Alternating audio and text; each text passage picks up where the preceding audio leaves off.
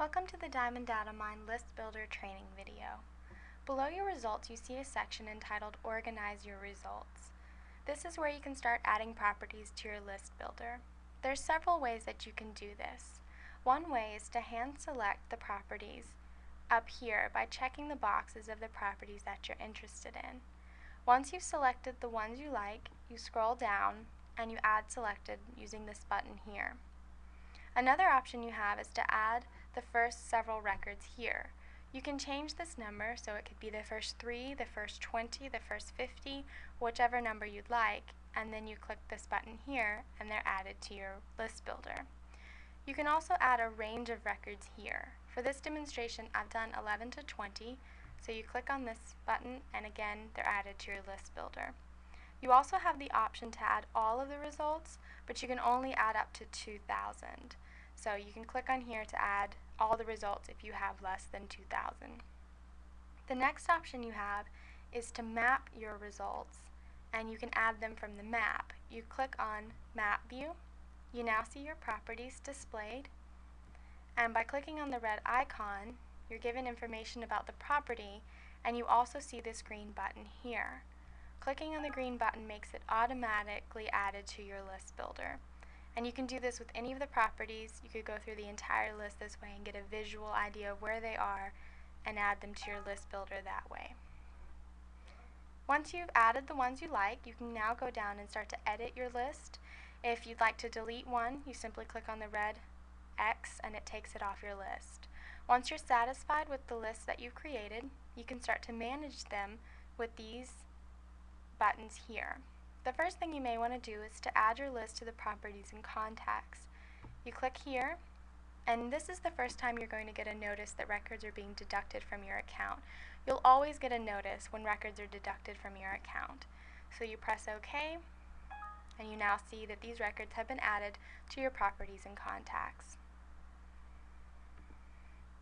Going back down to the list, you also have the option to download these properties in your list builder into an Excel spreadsheet.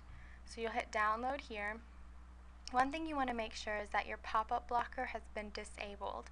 If you don't disable it, then there's a screen that pops up and you won't be able to see it when to download your file. So if you're having a problem in this area, that may be something you want to look into.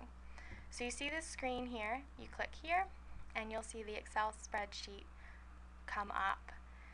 This Excel spreadsheet contains all of the information that the county has on the property.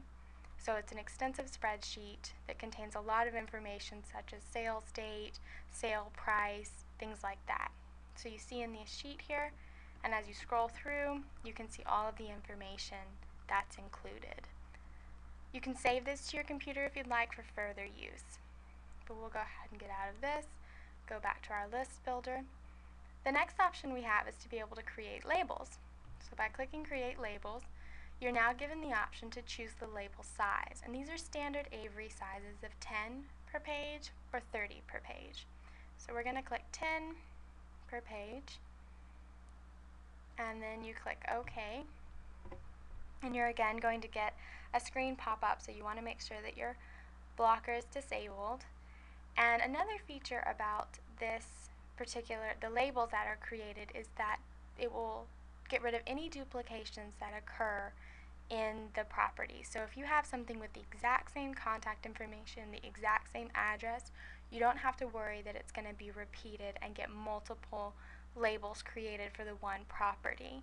This is really nice if you're working off of a list of several hundred, then you don't have to worry that one property will get 20 or 30 postcards, whatever you decide to mail out. So again, we have the list here, we click here, and we are now given a high resolution PDF that has all of the labels that we want. So you can scroll through. You can then save this, you can print it, and create the labels right away. So we'll X out of this, and this as well. Now we have the option to map our list. This gives us an entire visual of all of the properties that we have in our list builder. Another nice thing about this is previously we could only list 50 properties at a time.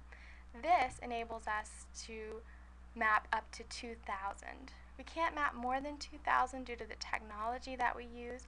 We can only map 2,000 points at a time. So once we click on that, we now see another screen. It pops up. It's given us all of our properties on one map so we can see everything that we're working with.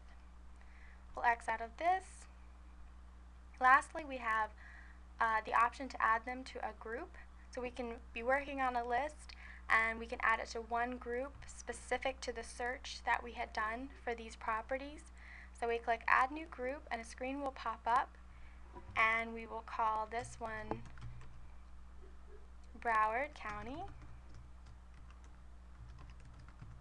And you can add a description if you wish. Maybe it was an office building search. And we click OK, and we now have created a group.